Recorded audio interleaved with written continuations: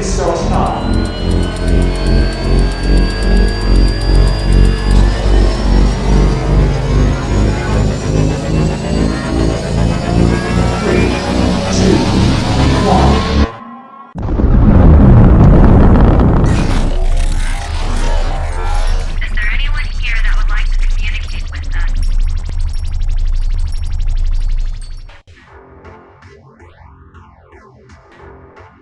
Putting a dip in your hip, a glide in your stride. Welcome to the mothership, the home of the travelers of the universe, with shows throughout the week. Everything you want, everything you could need. From the paranormal to the supernatural, from the spiritual to the unknown, from emotions to comedy. You can find us at Facebook, Twitch, YouTube, TikTok, Instagram, and so much more. This is Rift Nation Network, the RNN. And now, your featured show. Shall we begin?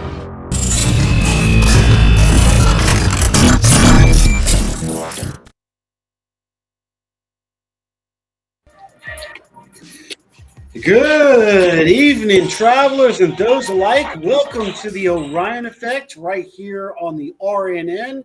We have a very special show tonight, if you don't already see. Tonight we have two, not one, but two special co-hosts. With me is, of course, Robert Odell. And then on the other, we got the goofy man in the house. Love him. Then we have our special other co-host of the network, Susan Raven Svanback. Thank you, guys. Ladies and gentlemen, boys and girls, children of all ages, it is our honor to introduce you to Mickael W. Cook, Crypto Bigfoot Man himself in the house from Kentucky. Mike, thank you for joining us tonight. Oh, thank you for having me.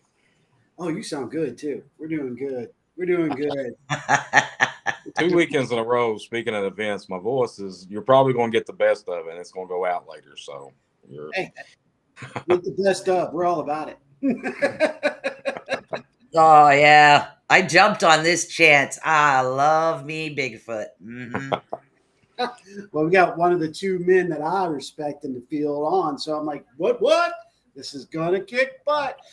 Before we get rolling, I want to say thank you and hello to everyone tuning in. And Jonathan, Kim, thank you. And Kim's on vacation. So, hey, thank you, which means Rhonda's checking us out. Rhonda, we miss you. Hi, Kim. We've got a few interesting things. I am doing a little self-promotion as y'all were. I did attend the Odd and Oddities in Richmond, so I wanted to make sure that I was representing. What?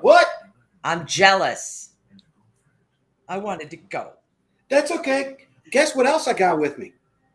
What?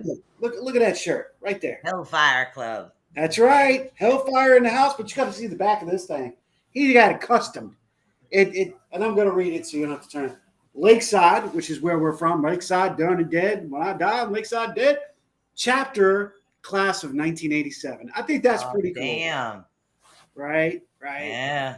So let's jump into this because it's going to be an interesting hour ride. And I know Mike's like, okay, are y'all asking questions? Are we doing this? I'm like, dude, I'm going to let you ramble. But I know Sue has some questions. And as always, drop your questions or anything in the chat. We will definitely represent your questions because we do watch our chats very closely, and we'll make sure everybody knows. Two, we also want to – what? Can I give a shout out to Alabama Outlaw Paranormal? Oh, sure. Shout out. It has begun. Well, we can go to Alabama, Georgia, South Carolina, North Carolina, Virginia. Okay, sorry, you guys. Okay. This is what happens. That's okay. It's your show. I'm just the Bigfoots. Hey, let's get to the Bigfoot. We do paranormal. That's another time. We're here with the man, Mickael W. Cook in the house. Mike, you just came back from an event. Is that correct? I did. I've had two the past 2 weekends, but yeah, I got home at 4:00 this morning from Pennsylvania. Oh, wow. So you got coffee too, then, right? You got your coffee? Well, I took a nap and I got up at 9 and I had 4 cups of coffee. to push me through the rest of the day. But yeah, we were at the first annual Central Pennsylvania Bigfoot and Cryptid Nice. Festival in Elysburg, Pennsylvania this weekend. Fantastic. Cannot say enough about this event. It being a first year event. First year events, for the most part, are notorious for all kinds of bad things to happen. The breakers of that curse have been my buddy Daniel Benoit, and this weekend, Gwendolyn Purcell, who owns the shirts, the Got Knockers. Shout out to God Knockers. And no, it does not mean what you think it does, by the way. We just want to clarify that. Oh, I thought it meant wood knockers that you knocked on trees. Does it mean something else? No. It means exactly what you say it does. The event though, we kind of softened up Gwen a little bit Friday night at dinner. I said, hey, listen, if 500 people show up, I call that a win. I call that a success. And we got there Saturday morning, and it was roughly 8 o'clock or so, a little after, and there were already people there. And I said, okay, if this, I told Daniel, I said, Dan, if this amount stays, then it's still a success. There's nothing to be ashamed about or anything. Well, folks, listen, over the course of the next 8 hours from 9 to 5, we had, I would estimate over 5,000 people. So what? Yeah. It was a great. That is crazy awesome for a It was a great turnout. Hey, Sandra. Do what? Oh no, I was saying hi to Sandra. You good? We had a fantastic time. This is the second weekend in a row. Last weekend I spoke and appeared at the Hocking Hills Bigfoot Festival in Logan, Ohio, where they had 42,000 people over the course of 2 days. And I told Gwendolyn, I said, Gwen, if this was a 2-day event, can you say, double it or triple it? Maybe. But it was very well put together. She has done a fantastic job. And I have to brag about her, and I'll brag about her throughout this whole show. Please do. I love Gwen. Gwen helped me put the Everything- second hat together.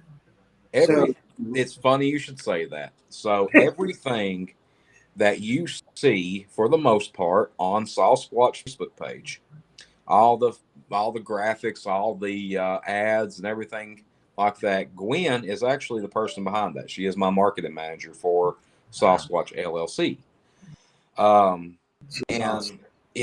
we are getting ready to unveil a collaboration between our two companies very, very soon. I can't say a whole lot about it because we just shook hands about it yesterday. We talked about it, but there's something very cool coming to the world of Got Knockers and Sasquatch very, very soon, within the next month and a half, 2 months. It will be officially unveiled at the October South Carolina Bigfoot Festival that we are both speaking at. Okay. Nice. But Gwen and her husband Mickael, fantastic human beings. All in all, they put the work in on this. She was thanking us last night, and I was telling her, I said, Gwen, listen, you don't thank us. We show up, we talk about what we know, what we've done, what you've seen us on, and we go home. Right. We don't put the work into this that you do. Mm-hmm. We put the work. Now we do put the work into the research, the countless hours that there are with Bigfoot research, especially boots on the ground in the field researcher like myself. And Daniel Benoit is a good example too. Daniel spends a tremendous amount of time in the woods in his research area, as do I. Now we have a little bit of a geographical difference between our research areas, it's a little bit cooler where he's at throughout the summer than it is here in Kentucky. Mhm. Kentucky is no place you want to be in the summer. It's hot. It's humid. We live in a terranium, is what Kentucky is. It's a literal terranium. We are in the Appalachian Mountains. It's a temperate rainforest. We get as many here in Kentucky. We get as many rainy days as Seattle, Washington does. Big difference, the humidity. So when it hits, it steams up everything, and it's just miserable out there. And I talk about that. I talk about that during my presentations about how Bigfoot here could potentially go into our cave systems to escape the heat and, the few cold days that we get throughout the winter. Right. But we don't get that many cold days. I mean, through December, I'm normally in my shorts, t-shirt on Christmas Day. January, February, you'll have a few, single digit days, but nothing really unbearable for long, drawn out periods of time like northern states do, New England, Maine, New York, so forth and so on. We don't get those kind of cold days here. We never really have. Okay. Do y'all have any rivers there through Kentucky? I know there's a few, but I mean, I was just trying to ask this question. What? There's a few rivers. We'll say that. Ooh, good thing I didn't have coffee in my mouth. Yeah, we have a few little bitty ones. Yeah, just a few rivers. Yeah. Well, don't get y'all confused. We pick on each other all the time. This is normal. We ask some crazy questions. Look at him. You had to move the camera and he's laughing so hard. I was going to go, what the hell's the matter with you? Now, I want to start right off with a question. I'm going to jump right in here because that's me. Have you ever run across Bigfoot or Sasquatch, depending on your particular area, their territory of an actual family? Now, their territory is usually marked by a tree that's lifted up out of the ground and the roots stick up in the air. Okay. We had, for most people, they recognize me from a show called These Woods Are Haunted on Travel Channel. Okay. And this particular show covered an incident that happened to us in an old research area of mine. It was called Area P3 in Central Kentucky. Right. We theorized that there were families living in that area. We came across the night that the incident happened that landed on the Travel Channel. We actually got surrounded by 6 of these creatures. I would go way out on a limb and say all were adolescent, young, juvenile Sasquatches, Bigfoot, whatever you want to call them, because of the way they were acting. They were very aggressive, but I tell people this all the time. Okay, if these things were man eaters, if they were out to kill us, we would never be having this conversation. Bingo. I would have checked my card a long time ago. Yeah. We came across this aggressive group of Bigfoot, and they surrounded us. They intimidated us. Is a very good word. They were just trying to intimidate us and run us out of their area. Right. I say that because at the end of the encounter, and the 2 other witnesses that were with me will tell you the same. They were almost celebrating. They were whooping. They were yelling up on the ridgeline like they were celebrating. That kind of like Teenage Dare. Ha ha! I won! I scared them. Exactly. And that being said, there's been several incidents over the years with other researchers, other eyewitnesses, so forth and so on, that intimidation measures have been taken to push a certain person or persons out of an area. So that's a territorial thing? Do you think it's a territorial thing with these creatures? I believe it's a territorial thing. I think that if you a very good example would be the Survivor Man Bigfoot series Les Stroud that he done, Good and he was with Hod Standing up in Canada, and they come across a series of trees bent over and all that. But they were in the same direction, and snow break was ruled out, and wind break was ruled out. They crossed into this area, and they immediately started having activity around them. And Les goes back and talks about other experiences he's had when he's found these tree structures, when he's found the structures like she's talking about, and something happening. They are angry property owners, shaking their fist at you, telling you to get off their land.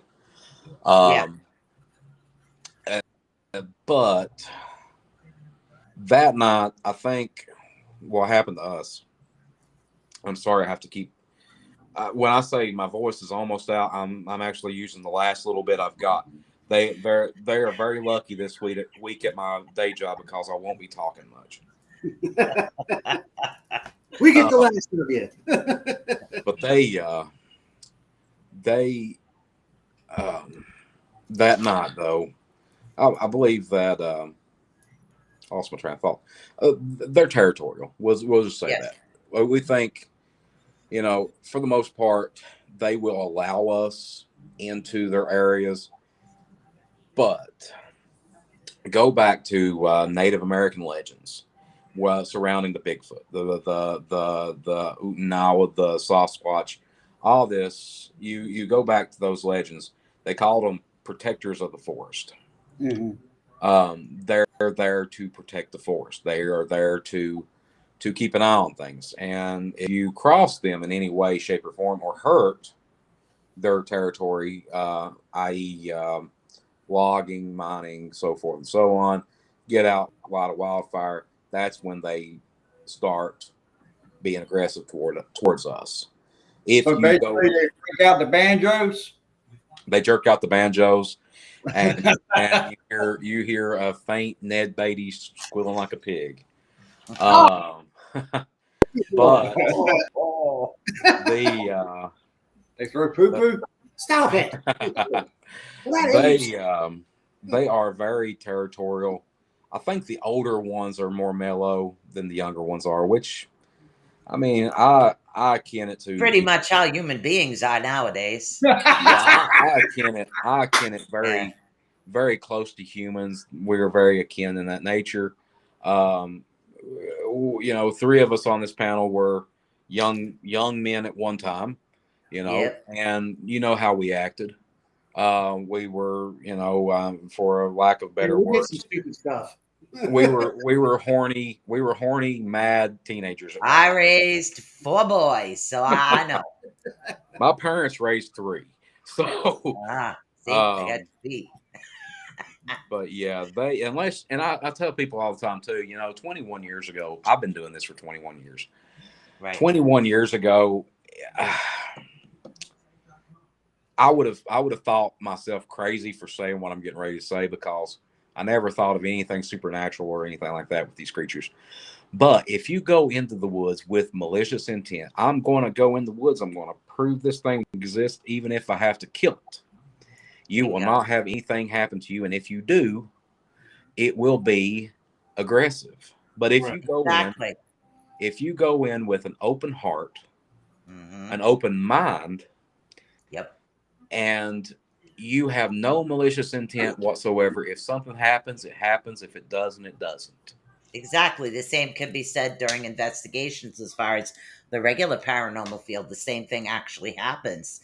If you're going in there just looking for, hey, look at me, something eventually is going to happen, especially when they start causing trouble and stuff. So it's kind of the same situation. Certain individuals or teams can get themselves caught in a negative situation by creating the actual negativity around them. And I agree with that too, because I'm going to say this. We've heard plenty of cryptic researchers say exactly what Mike just said, but also that there are families of said creature that actually come towards a home or get closer and become a bond with those people that are there with them. We've heard that multiple, even here in Virginia, Kentucky, Tennessee. I know Tennessee is. There's a couple of wonderful guys down there in Tennessee that do research, and they have them on their property and communicate. Yes, I have a client up in the mountains, and literally, they are very communicative all the time, to the point where she was able to semi-witness kind of like a birth. In other words, she knew one of them was pregnant, and then they were born. So I've had her for a long time. Thank you for bringing that up, Susan. Mike, what do you think about what Susan just said? It's very interesting. You were talking about the intent, and here we are letting them into their.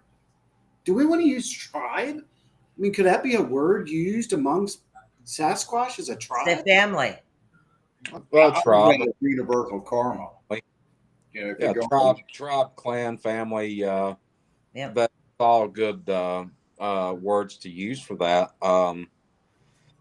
That if you, I've never been that bonded with one. I mean, I have two in my research area right now that are hateful. For all intents and purposes, those two are hateful. You'll either get a lot of action or nothing at all. Right. And the old man. Yeah, there's nothing in between with either one of them. They will. Some nights we can go up there and they'll hoop and holler and scream at us and throw rocks and pine cones. Ooh. Other nights we don't hear them. But we know they're there. Right. We stay in that area. For the last 3 years, those two individuals have been there regularly. If they do migrate, they migrate very close by, back and forth. But I've never really, been that bonded with a creature like that. Right. I think I did have one that took special interest in me in my old research area. And he or she, I don't know which one. Well, I don't know whichever one it was. He or she, though, they would leave symbols. Okay, ruins, kind of like. Yeah, ruins. Yeah, very similar to runes. I have to agree. Over here, it's Hockamock Harry is what we call ours down here. Down in Hockamock Swamp, the one that was on the Bridgewater Triangle documentary. That one. So, but there's symbols on the tree. I would have to say very similar to runes. In this area, I don't know if you guys got that in your area.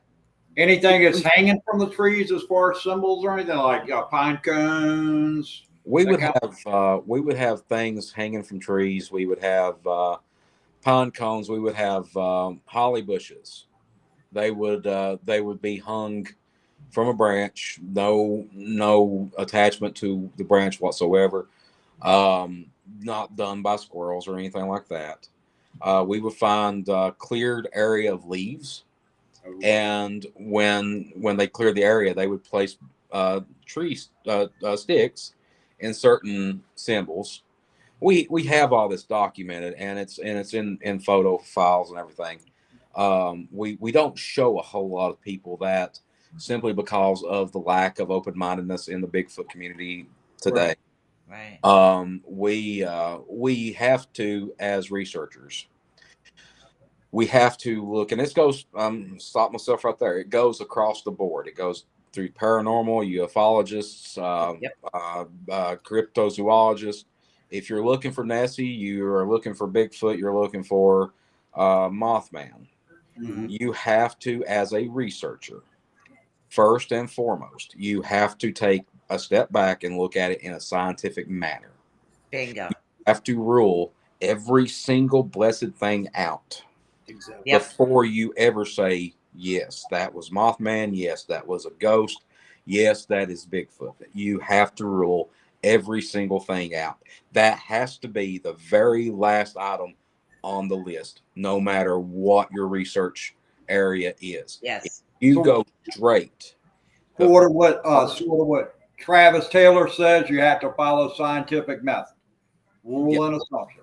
Travis And Taylor is a very good example. He followed the scientific method. And Bigfoot research, along with paranormal research in a whole, it's all paranormal if you get down to it. And now I'm going to have Bigfooters argue with me that it's not, but it is. Anything, literally anything out of your normalcy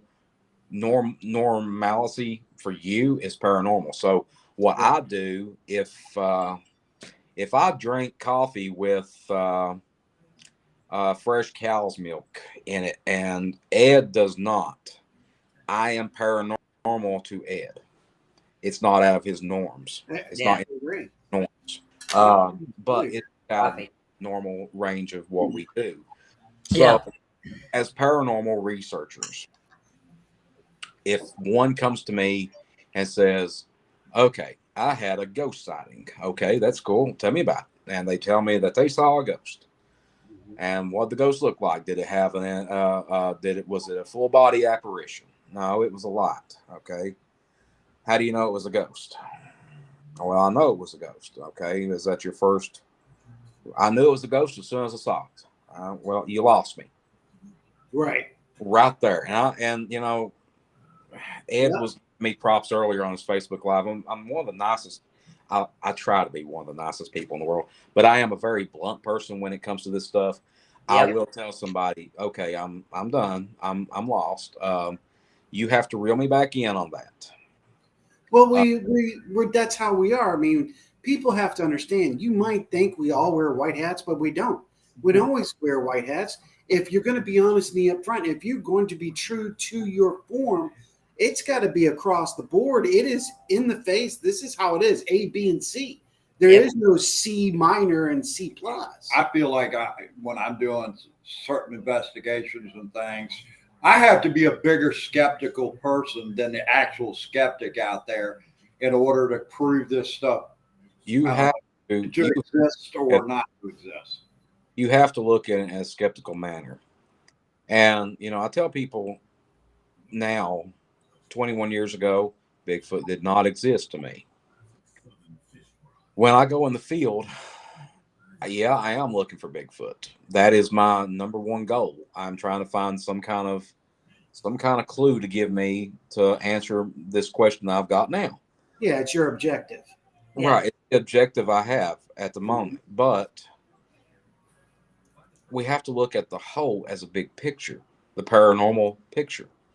Right. We have to look into it and say, okay, if we go, good example. If we were called up right now, all four of us were called up to Congress right now, just like the three very well-respected naval pilots that were called to Congress a few weeks ago to talk about the UFOs, the UAPs. If all four of us were called to Congress right now, we would have to provide a scientific reason as to why Bigfoot exists. Right. And we would have to provide our testimonies, our eyewitness accounts, and everything, why this creature exists. If you go to Congress and you sit down and you say Bigfoot exists, why? Because I believe in it. You're done. Actually, it is. It's true. Think of it this way. Back in my heyday, in my younger days, when I was on Whaling City Ghosts, I was the lead psychic investigator, but to me, that wasn't good enough. I can see them. I can hear them. I can sense them, but it wasn't good enough. So I got into videography and photography because I know what I'm seeing. I know what I'm feeling, but I want others to see and feel it too.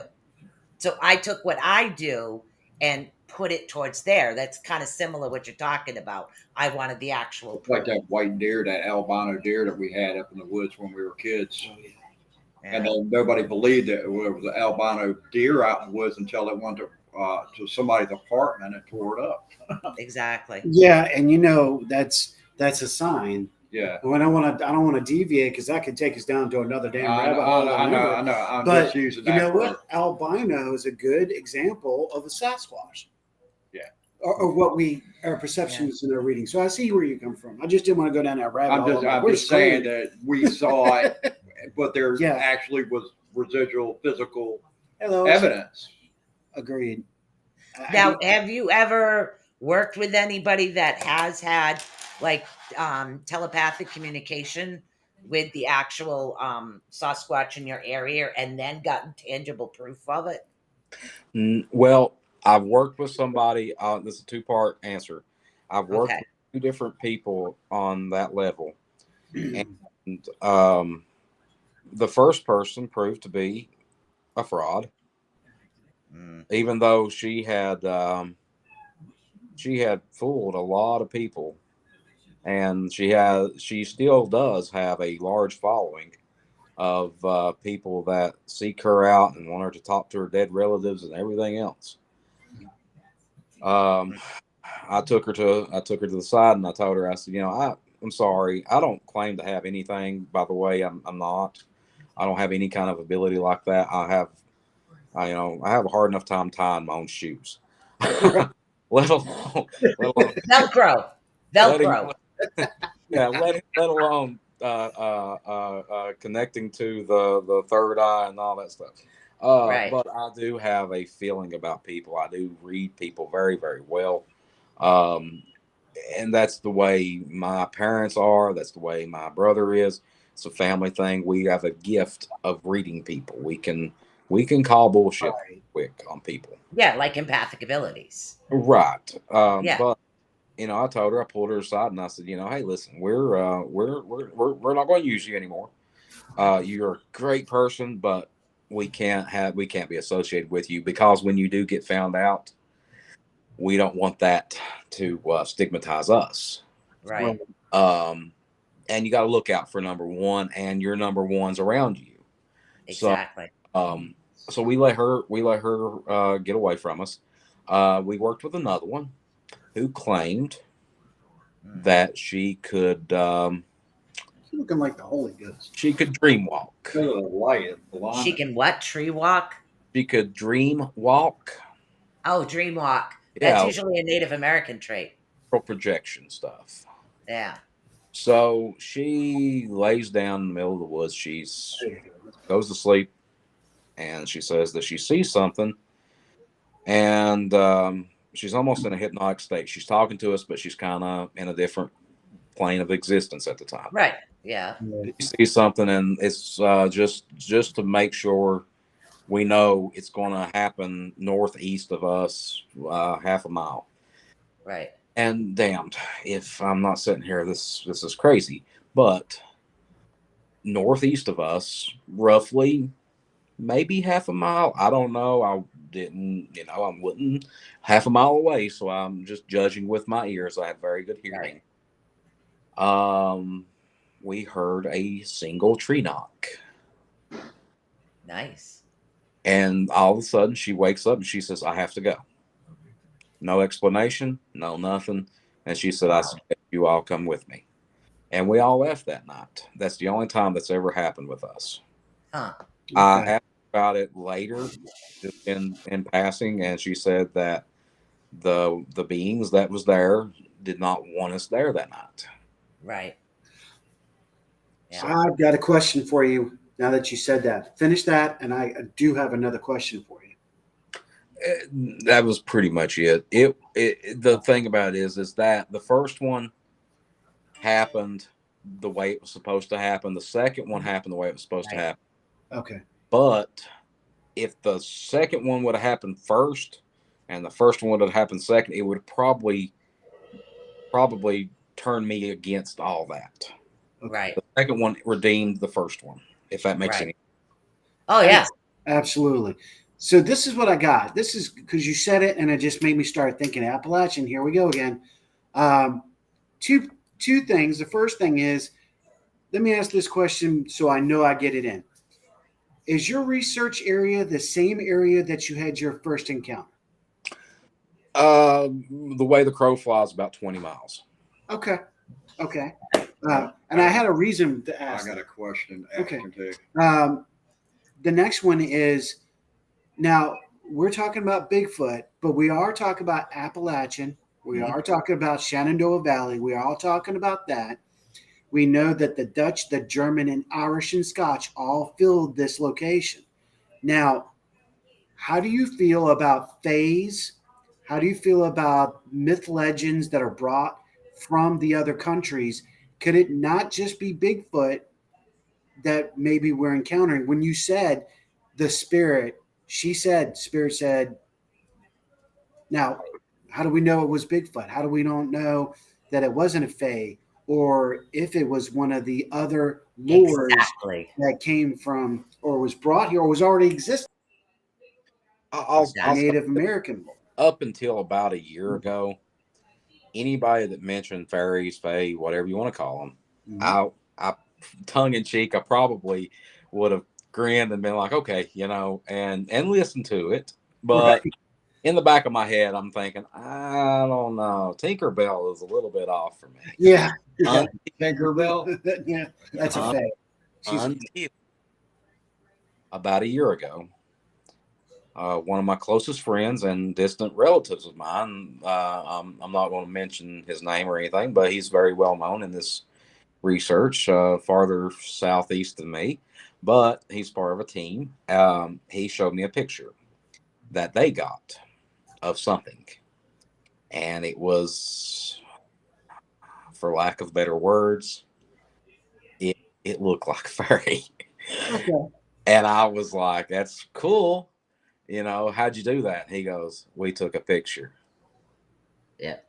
And then he sends me the text message picture that was taken from his phone with the date, the time stamp, and everything on the back side of the picture.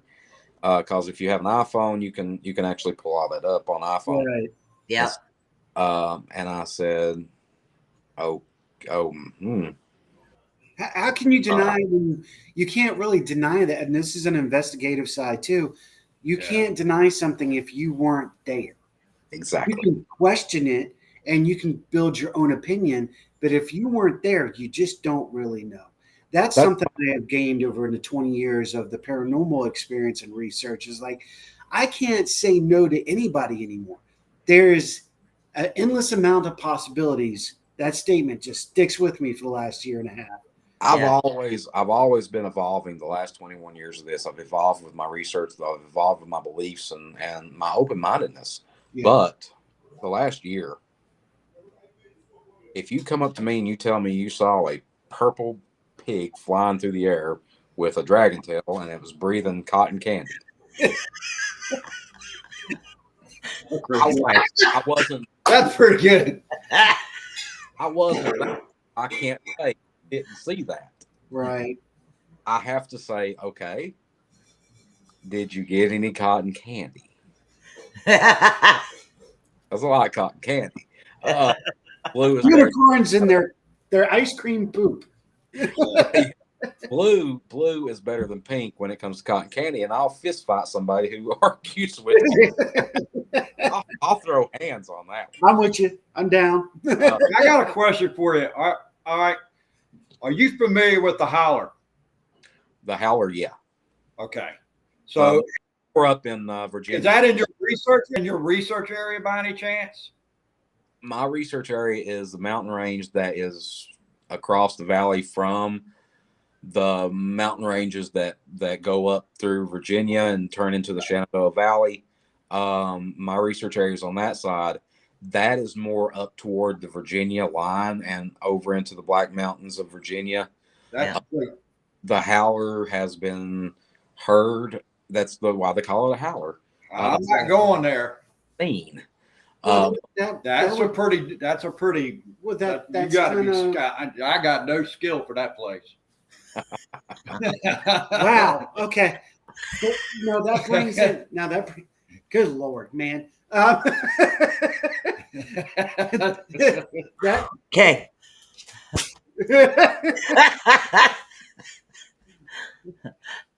Sorry, comedy hour. You don't go if you don't know. Well, that was the whole point behind the whole cultural thing, and I'm glad you brought the holler up. Yeah, because the holler, that's I'm not going there. Mike, can you give him the banjo? We'll get you a banjo. Yeah, you have to earn a banjo here in Kentucky. You just can't buy one or See, get we're gonna break him this year. We'll break him. Thanks for answering that question, Mike. I appreciate it, dude. But Now, if you ever run across, I know I keep jumping into things, but I like crypto. If you run across any, I guess you would. It's really difficult at times to know if it's an earthly being or a being from another, either one, another plane of existence, or two, from another world.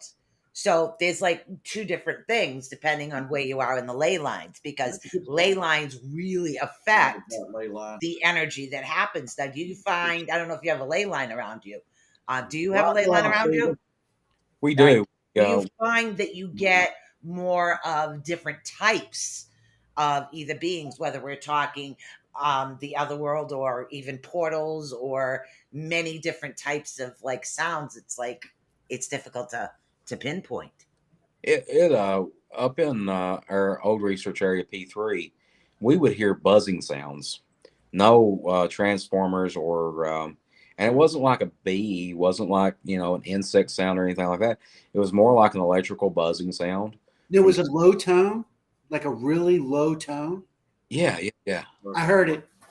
I've heard that in. It was very low, but then we would hear like in the middle of the night and it would sound like it was right in front of us, but shine your lights and there was nothing there. It would sound like mechanical sound. Yes. Like sprockets turning in gears. It would sound clanking against metal. Right. Like a cat going, like a Carter cat tractor going. Yeah. Why in the hell are you speaking so loud? Oh, I'm sorry. He's yelling at you. It was, yeah, that would be a good way to describe it. Yeah. The mechanical sounds, but we never really pinpointed what that was. We had a paranormal group go with us one night, and while this was going on, there none of the buzzing sound and everything happened that night. Not one time did their EMF go off. Not one time did they catch anything on EVP. Just the mechanical sounds themselves. There was nothing like no low voices, no anything from that.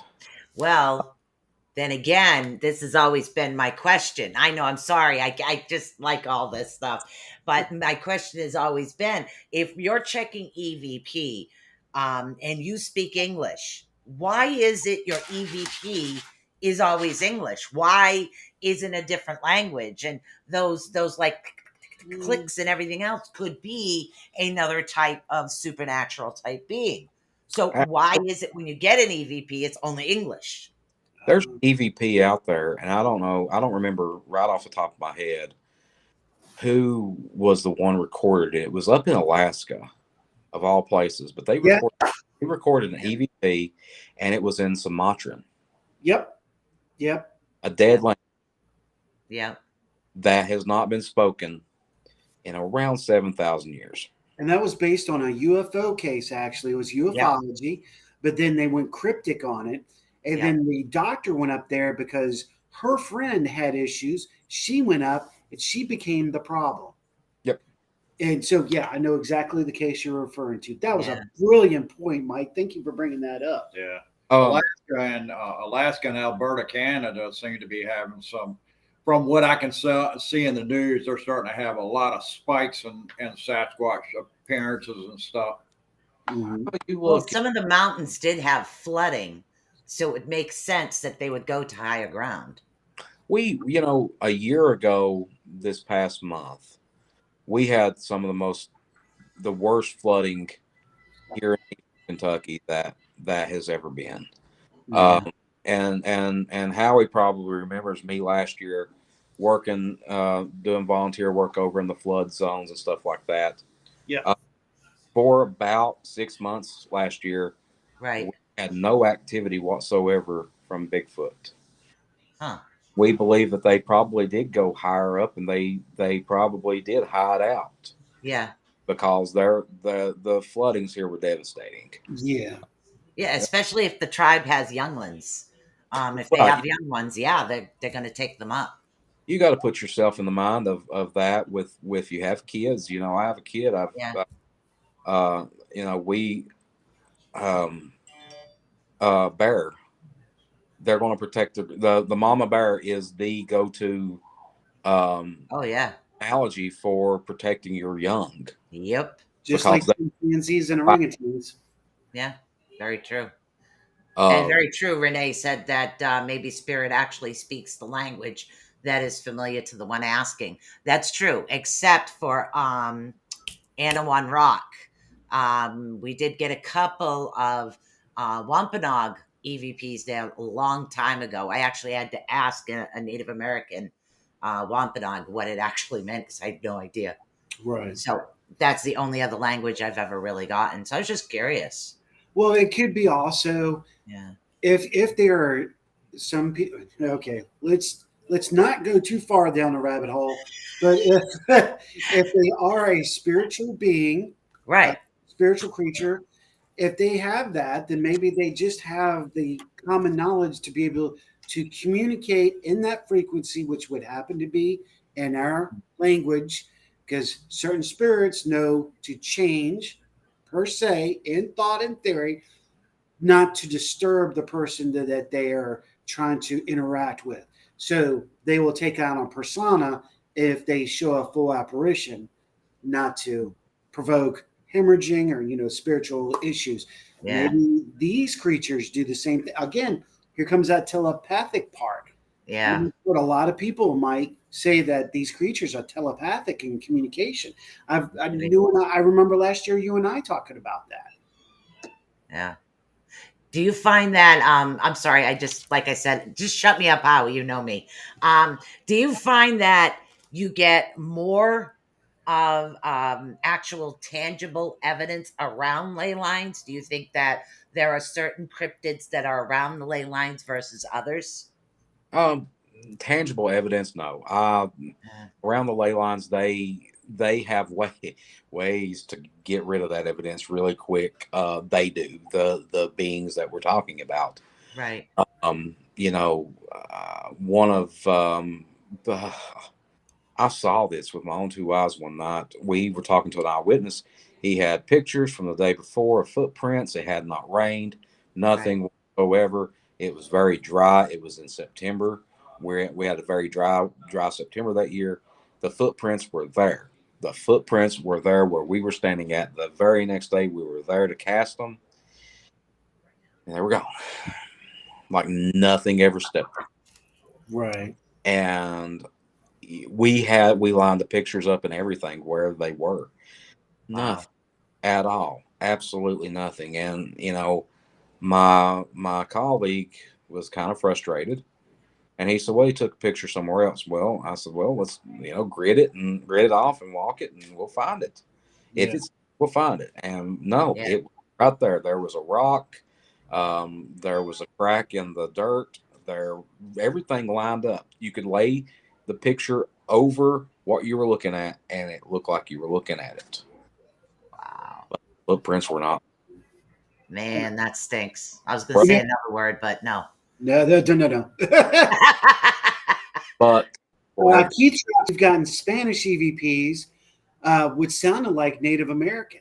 Now, I'm going to bring this out real quick. Well, we've gotten a lot Spanish, Native American, that would be the Mem tribe in Puerto Rico. Sorry, go ahead. Well, there you go. We've gotten a lot of Native EVPs here in Virginia in multiple locations. Now, this was another thing that intrigues me is why would we not hear a different type of language altogether? We get, now, am I right or wrong, Mike? We get howls, we get squeaks, we get clicks, and then they use frequency as such as banging on trees to communicate. Now, you would think that they are at this higher intelligence, which I believe they are, that we would not hear. And maybe I'm eating crow, because I do believe Daniel has shown me or let me listen to one of his EVPs where there's a complete sentence and confirmation of them having a conversation. Am I right? There is audio out there of a complete conversation. Yeah, there's the Sierra sounds that was recorded up in the Sierra Nevada mountains by Ronald Moorhead, and there are two individuals talking back and forth, but they're talking in what we would translate to be gibberish. Right. But Yeah. Scott Nelson, cryptolinguist, says that's an actual language. No language on Earth, but it's a language. They are using articulation with this, and that's what makes a language a language. Exactly. Articulation with that. But you go back to the English and the Spanish and Native Americans. If you're religious by any means, you go back to the Tower of Babel. We all spoke the same language up until Yes. the Tower of Babel, which they say, some theologians say, that the language spoken before the Tower of Babel is what you speak in the afterlife to God. Is how angels in the afterlife, how you will communicate with your loved ones and so forth and so on in the afterlife. But if a spirit is in fact a religious entity, and I say that very, very loosely because it's, Satanism is is in a religious standpoint. Satanism Right. is. Yeah. We're not just talking about God. We're not talking about Christianity. Yeah. We're talking about the whole religion across the board. Right. Basic communication. Yeah. Basic communication. So if we communicate with EVPs, it's pretty easy to say that they are communicating with us the way that they perceive us to communicate. But there's also a study out there right now, and I forget who the paranormal. You all probably know way more about paranormal than I ever do. There's a researcher out there. He's pretty well known, and I can't remember who he is, but he is doing that study where with EVPs, it's what we refer to as physical manifestation of cognitive thought. And what happens is the EVP is actually picking up guess what? The voice in your head. Right. Your So you think, therefore you are. Right. And I forget who. I'll have to look him up later, but unfortunately, there's a lot of people. Oh, we lost Susan. I'll be Susan now on. There we go. My connection just went. Yeah, I saw it that. Downpoured. I got a storm outside. Oh, okay. That's why. Gotcha. No, Mike, you're exactly right. Unfortunately, it may be in the popularity of social media out there, but actually, at this point of where we're at, there is a I'm trying not to cuss. There is a mountain full of paranormal research investigators that are already on that. And to pick out one person, that's just because they're highlighted. But a lot of us are working on that with that conscious collective thought. Now, we're working on that also. The physical manifestation of cognitive thought. I talked about it in some of my presentations. Some of them I can't because I got to read the crowd first, and I'll click through that slide real quick and say, it's for another presentation. Yeah, we do that in paranormal too. But the physical manifestation of cognitive thought when it comes to Bigfooting is everything turns into Bigfoot. Mm-hmm. You start seeing Bigfoot in the trees, you start seeing Bigfoot in the water, you start seeing Bigfoot in the mud, so forth and so on. But it's the physical manifestation. You're thinking about it so hard, and it manifests itself in physical form. Right. Same thing with ghosts. Mm-hmm. I've seen multiple instances where paranormal researchers will work a place so hard and so much they will create their own ghost. Yes. Yep. Energy manifestation. Yes. Yep. Yeah. And that you have to discount that. You really do, because they it is pretty weird and paranormal, but it is the creation of the person that's doing that. Exactly. But I got to agree, because you're going down to like Lizzie Borden, which is couple of towns over, the Lizzie Borden situation. Now everybody goes to where the actual murder happened, saying they found Lizzie, but dude, she didn't die there. She died in the other Maplecroft home, which I was in the Maplecroft home. So it's like they're manifesting all of the energy that's there. And that's what always worries me is, and it can happen out in the field too, is the manifestation of energy can actually create negativity. Oh, you can create a haunting. It's a self-haunting. Yes, exactly. But I've always wondered, I know I'm jumping subjects because I had a thought in my head and it's raining, so I got to get this out. Just call me blonde and deal with it. I don't know. So anyway, so what particular type of evidence do you find more helpful towards your research goals? Good. Yeah. Objective evidence. I have to see it, feel it, touch it, taste it. Okay. If I can do all those things, then that's what furthers my research. I'm a huge advocate on the research, and the search for proof is what they're calling it now, but I don't call it that. We have to start being more objective to it than subjective. The eyewitness accounts are great. They are fantastic to listen to. If you had a Bigfoot sighting 25 years ago, I'm sorry. It doesn't do anything for me today. Oh yeah, we're losing her. She's having a storm or something. We wish that some of the rain would come here. But no, we have to look at everything objectively now. And like I said, if you have something happen to you 30, 40 years ago, that's cool. I'm happy for you. Great. Something happened to me 21 years ago.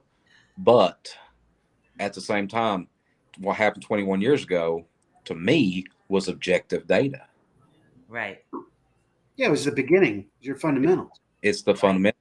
It's the beginning of the end, apparently, because I'm classified now. What they call me, veteran researcher, Mickael Cook, the other day, and I was like, joke on them. I'm.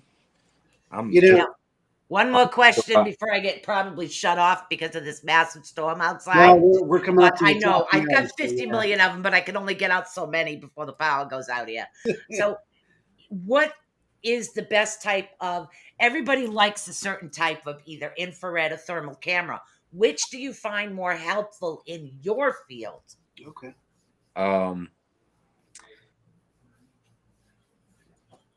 Good old fashioned Sony Handycam and a voice recorder. Infrared, yep. Yeah. Infrared, regular. Handycams have infrared. Get a very good infrared light. Spotlight's great.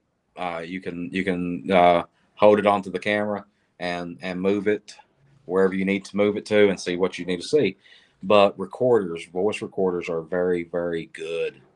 They pick up stuff we can't hear. Yeah. They pick up whispers. When we're paranormal researchers pick up EVPs. Right. We pick up the whispers. Maybe we can't hear that. And they can even pick up infrasound. That's a very valid point. That's a valid point. And we have serious proof that these creatures do use infrasound. Like sonic. Yeah. Yeah. Mike, I would love to continue this. I wanted to get a lot out, and for the folks listening and watching, hey, listen, I'm a cook. My name is Mickael Cook, but I'm a cook. I'm a chef. I'm a bartender. I'm a mountain of things, but you know what? And I say this on every podcast and every show that I do. My favorite thing that I am is me. That's right. And it took me a long time trying to find Bigfoot to find myself. And when I found that guy, I'm a dad, I'm a cook, I'm a lot of things, but I'm me. And there's no other me like me. So. I feel that. It's taken a long time just to get to for me here. Yeah. Dude, I hope you accept my invitation to come back. I would love to have you. Absolutely. Next time, let's talk about cooking. I'll get a plug out real quick. Yes, please. Sauce, Do it. barbecue sauce, saucewatch.com. Go find it right now. There's a promo code going on, PA23. If you order and use the promo code, you'll get 15% off. And always go to find Got Knockers on Facebook and gotknockers.com. Support. Absolutely. Mike, thank you so much for coming on tonight. Hopefully we can have you and Daniel on the next time too, perhaps. We get a little deeper into the woods. Kenny, thank you for joining me tonight. Thanks for having me on the show. I like to do a shout out to Oregon and Northern California. Some people I met out in Albuquerque and Roswell, New Mexico. They're Bigfoot squatters. Y'all have a good one. And I want to say thank you to Susan for being on majority of the show and co-hosting as well. I know my hostess will be returning next Sunday, so we're looking forward to that. Check out everything on ECBRO. Check out everything that Mike W. Cook is doing. Check out what Gwen's doing. If you're into Cryptic, this is the crew. This is my crew. I love these guys and gals. I can't thank you enough, Mike, and everybody out there. And I truly appreciate it. From South Carolina, October 13th in Westminster, South Carolina. I will be there presenting, and along with a few folks you might know from certain TV shows that the children will absolutely go nuts for. So, and we are filming pretty soon a new show that has nothing to do with Bigfoot right now, but I'm trying to talk them into it because Bigfoot is an Appalachian legend. Bam! And on that note, we will see y'all on the other side. Virtue be yours. Be good, everybody. Mike, thanks again, brother man. You're welcome. Aloha.